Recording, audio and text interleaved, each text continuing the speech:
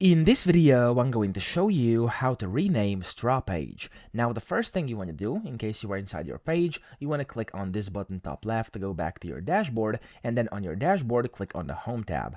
From here, select the site which you want to rename. So as you can see, I have 5 of them. I'm going to click on this one, which is called Welcome Something. I'm going to click on it. It's going to refresh. There we go. And then you want to click on the Settings button towards the bottom right.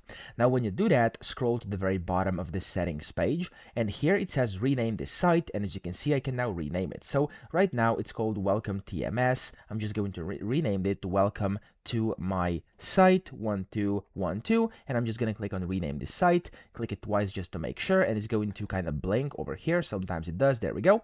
And then what you want to do is just refresh your site. So here, if I refresh it, there we go. As you can see, the name of my StrawPage has been changed, and I've successfully renamed it. So I hope this video helped you out. If it did, please subscribe to the channel and help me out as well.